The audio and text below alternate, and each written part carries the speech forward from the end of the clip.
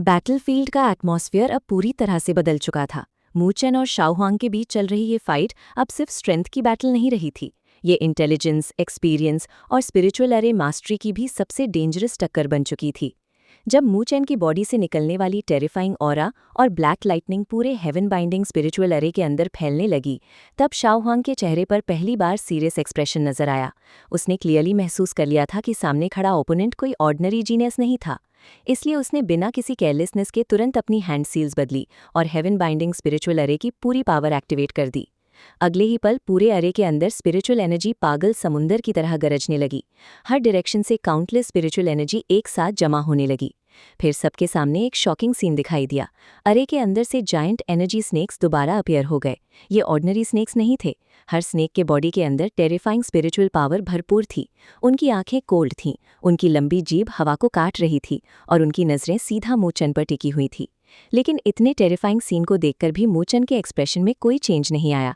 उसने सिर्फ अपना सर उठाया, फिर अपने पैर फैलाए और अगले ही सेकंड जमीन पर एक भयानक स्टॉम्प मारा। बूम! जैसे ही उसका पैर ग्राउंड से टकराया, पूरी माउंटेन रेंज हिल गई। उसके पैर के नीचे से स्पाइडर वेब जैसी क्रैक्स हर डायरेक्शन में फैल गई।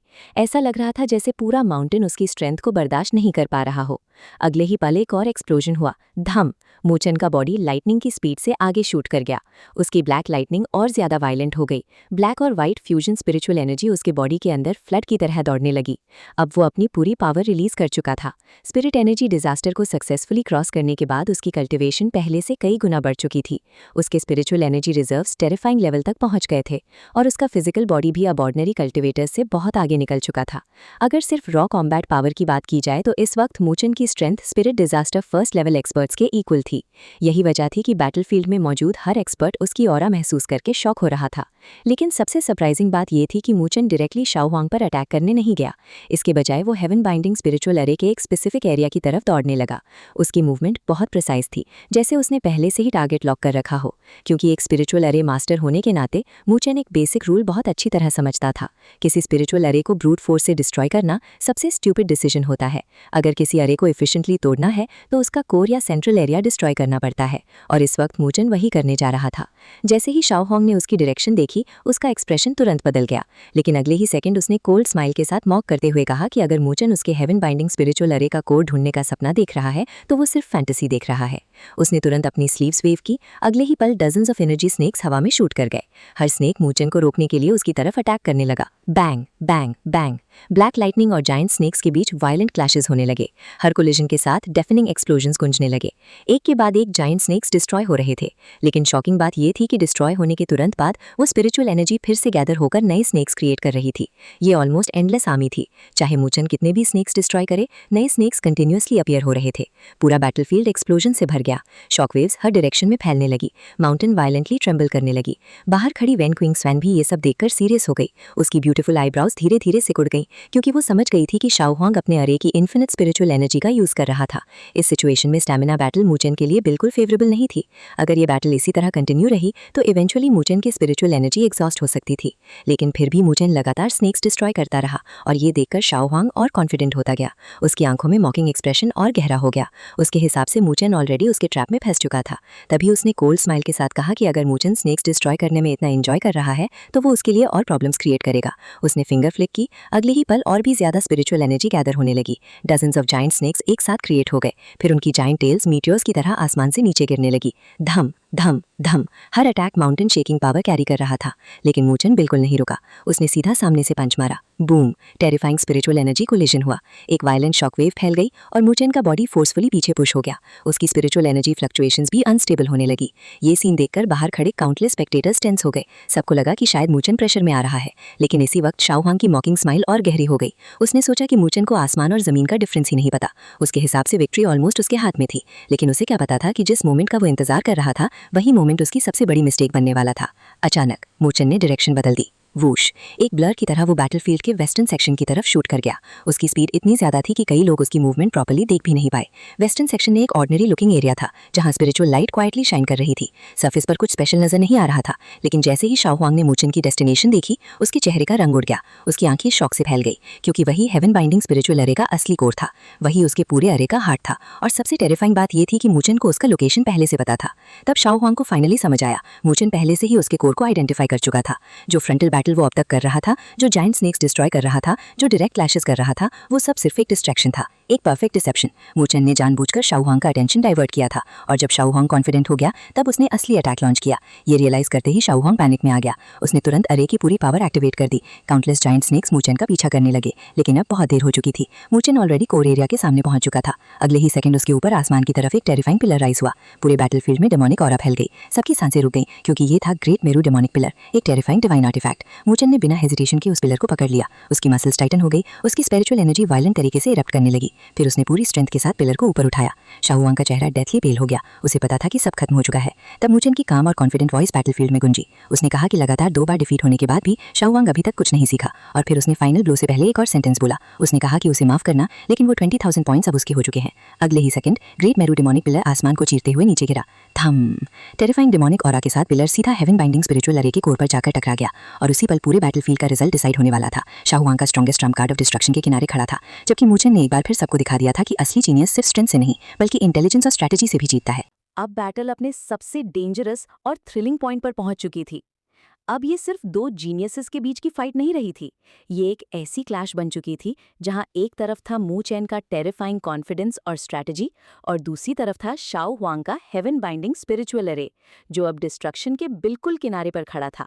जब ग्रेट मेरू डिमोनिक पिलर पूरी पावर के साथ नीचे गिरा, तब उसके अंदर से निकलने वाली डिमोनिक ऑरा ने आसमान और जमीन दोनों को हिला दिया। पूरा बैटलफील्ड उस डार्क प्रेशर के नीचे दबने लगा। ऐसा लग रहा था जैसे किसी एंशिएंट डिमोनिक गॉड का वेपन दोबारा डिसेंड कर गया हो। अगले ही second boom, great Meru demonic pillar सीधा स्पिरिचुअल लाइट से चमक रहे अरे कोर पर जाकर टकरा गया। इम्पैक्ट इतना टेरिफाइंग था कि पूरे हेवन बाइंडिंग स्पिरिचुअल अरे के अंदर स्पिरिचुअल एनर्जी का वायलेंट स्टॉर्म फैल गया। काउंटलेस स्पिरिचुअल रिपल्स हर डायरेक्शन में एक्सप्लोड होने लगे। बैंग बैंग बैंग, एक्सप्लोजन्स की आवाज़ें लगातार गूंजने लगीं। आसपास की हवा भी प्रेशर बर्दाश्त नहीं कर पाई और कंटिन्यूअसली फटने लगी। हर स्पेक्टेटर को लग रहा था जैसे उनके कानों के अंदर थंडर गरज रहा हो। लेकिन सबसे क्रिटिकल बात यह थी कि हेवन बाइंडिंग स्पिरिचुअल अरे अब अपनी लिमिट तक पहुंच चुका था। अरे डेस्परेटली खुद को बचाने की कोशिश कर रहा था। हर डायरेक्शन से स्पिरिचुअल एनर्जी बाहर निकल रही थी, डिफेंसिव पावर एक्टिवेट हो रही थी। लेकिन शाओ हुआंग ने पहले ही अपनी ज्यादातर पावर मूचेन पर अटैक करने में लगा दी थी। इसी वजह से अरे के पास अब फुल डिफेंसिव स्ट्रेंथ नहीं बची थी, और मूचेन इसी मोमेंट का इंतजार कर रहा था। उसकी आंखों में डेंजरस लाइट चमक उठी।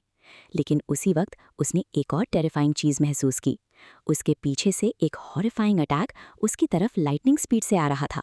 शाओ हुआंग पूरी तरह पैनिक कर चुका था। उसने समझ लिया था कि अगर अरे कोर डिस्ट्रॉय हो गया तो सब कुछ खत्म हो जाएगा। इसीलिए उसने बिना किसी हेजिटेशन के अरे की बची हुई सारी पावर मूचेन को रोकने में डाल दी। अब सिचुएशन बहुत डेंजरस हो गई थी। मूचेन के सामने था अरे कोर, और उसकी पीठ के पीछे आ रहा था एक डेडली किलिंग स्ट्राइक। लेकिन इस वक्त रिट्रीट करना इम्पॉसिबल था। अगर वो एक कदम भी पीछे हटता तो शाओ हुआंग दोबारा अरे पर कंप्लीट कंट्रोल हासिल कर लेता, कोर को प्रोटेक्ट करने के लिए और ज्यादा स्पिरिचुअल एनर्जी एक्टिवेट कर देता, और फिर पूरी बैटल का रिजल्ट बदल सकता था। मूचेन ये बात बहुत अच्छी तरह समझता था, इसीलिए उसने एक सेकंड के लिए भी पीछे मुड़कर नहीं देखा। उसकी आंखों में मैडनेस और डिटर्मिनेशन और गहरा होता गया। उसके अंदर की किलिंग ऑरा कंटिन्यूअसली गैदर होने लगी। अगले ही पल उसके मुंह से एक लो रोर निकली। वो रोर किसी ह्यूमन वॉरियर की नहीं लग रही थी। ऐसा लग रहा था जैसे किसी एंशिएंट बीस्ट ने गरज कर अपनी पावर रिलीज कर दी हो। उस रोर के साथ ग्रेट मेरू डिमोनिक पिलर और भी ज्यादा वायलेंट हो गया। उसके अंदर से काउंटलेस डिमोनिक शैडोज निकलती हुई महसूस होने लगी, जैसे हेल के अंदर बंद असुराज और डीमंस एक साथ चीख रहे हों। पूरा बैटलफील्ड डार्क ऑरा से भर गया। हर एक्सपर्ट के चेहरे पर शॉक था। तब मूचेन ने अपनी पूरी स्ट्रेंथ के साथ गरज कर कहा, ब्रेक फॉर मी। उसकी आवाज बैटलफील्ड में थंडर की तरह गूंज उठी। अगले ही second great Meru demonic pillar फिर से नीचे गिरा। क्रैक, एक शार्प साउंड पूरे बैटलफील्ड में गूंज गई, और फिर हेवन बाइंडिंग स्पिरिचुअल अरे के सरफेस पर काउंटलेस क्रैक्स अपीयर होने लगी।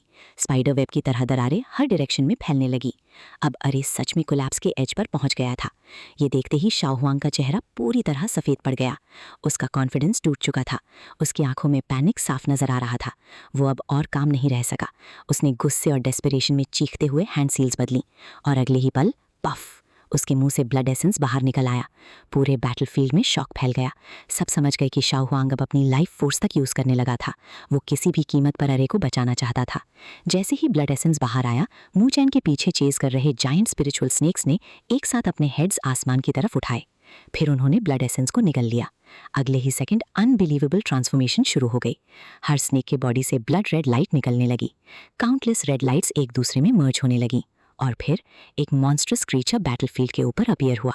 सबकी आंखें फट गईं क्योंकि उनके सामने अब एक 1000 metre long giant blood snake हवा में मंडरा रहा था। उसका बॉडी इतना बड़ा था कि उसकी शैडो ने पूरे माउंटेन एरिया को कवर कर लिया। उसकी प्रेजेंस ही डिस्ट्रक्शन का सिंबल लग रही थी। माउंटेन पीक्स तक उसके प्रेशर से कांपने लगी। हर स्पेक्टेटर का दिल जोर जोर से धड़कने लगा। सब समझ गए कि शाओ हुआंग अब सच में सब कुछ दांव पर लगा चुका है। अगले ही सेकंड जायंट ब्लड स्नेक ने अपनी मैसिव टेल मूव की। वूश, स्पेस तक डिस्टॉर्ट हो गया। उसकी मूवमेंट डिवाइन स्पीयर की तरह थी। एक अनस्टॉपेबल अटैक, एक अनअवॉइडेबल स्ट्राइक, और उसका टारगेट था मू चैन की पीठ। स्पीड इतनी ज्यादा थी कि कई एक्सपर्ट्स उस अटैक को प्रॉपर्ली देख भी नहीं पाए। हर किसी के दिल की धड़कन रुक गई। बाहर खड़ी लोआली का एक्सप्रेशन भी फाइनली चेंज हो गया। उसने तुरंत लोआ गॉड स्वॉर्ड को टाइटली पकड़ लिया और एक कदम आगे बढ़ी। क्लियरली अगर सिचुएशन और डेंजरस होती तो वो बिना सोचे बैटल में एंटर कर जाती। लेकिन उसी मोमेंट शाओ हुआंग ने भी एक्शन लिया। उसने अपना ब्लेजिंग जायंट बो निकाल लिया। एरो टिप पर क्रिम्सन फ्लेम्स चल रही थीं। उन फ्लेम्स की हीट से सराउंडिंग स्पेस डिस्टॉर्ट होने लगी। उसने सीधा लोआली को टारगेट कर लिया। हालांकि उसने एरो रिलीज नहीं किया, लेकिन वार्निंग क्लियर थी। अगर लोआली इंटरफेयर करती तो वो तुरंत अटैक करता। शाओ हुआंग जानता था कि लोआली उससे कई गुना स्ट्रॉन्गर है, लेकिन उसे अपनी स्ट्रेंथ पर इतना कॉन्फिडेंस था कि वो कम से कम कुछ समय तक उसे रोक सकता था। लोआली ने कोल्ड आइज से शाओ हुआंग को देखा। उसकी ब्यूटीफुल आइज में चिलिंग किलिंग इंटेंट चमक उठी, लेकिन फिर भी उसने एक्शन नहीं लिया क्योंकि उसे मू चैन पर भरोसा था। उसने अपनी नज़र वापस बैटलफील्ड की तरफ कर ली और सबकी तरह वो भी रिजल्ट का इंतजार करने लगी। इस वक्त बैटलफील्ड के सेंटर में मू चैन अब भी नहीं हिला था। उसने पीछे से आ रही टेरिफाइंग किलिंग स्ट्राइक को क्लियरली महसूस कर लिया था, लेकिन उसके चेहरे पर पैनिक का एक भी निशान नहीं था। उल्टा उसकी आंखों में और भी डेंजरस शैडो उभर आईं। बूम, उसके सामने हेवन बाइंडिंग स्पिरिचुअल अरे और ज्यादा क्रैक होने लगा। दरारें कंटिन्यूसली स्प्रेड कर रही थीं। पीछे से जायंट ब्लड स्नेक की टेरिफाइंग हिस आवाज उसके कानों में गूंज रही थी। अटैक हर सेकंड करीब आ रहा था। पेन की हल्की सेंसेशन भी उसकी पेट से निकलने लगी थी, लेकिन मू चैन फिर भी नहीं हिला। पूरे बैटलफील्ड के एक्सपर्ट्स अपनी सांसें रोककर ये सीन देख रहे थे। किसी की आंखें ब्लिंक तक नहीं कर रही थीं। सबको पता था अगले कुछ सेकंड्स पूरी बैटल का रिजल्ट डिसाइड करने वाले थे। एक तरफ था हेवन बाइंडिंग स्पिरिचुअल अरे का फाइनल रेजिस्टेंस, दूसरी तरफ था मू चैन का अल्टीमेट अटैक। और तब मू चैन ने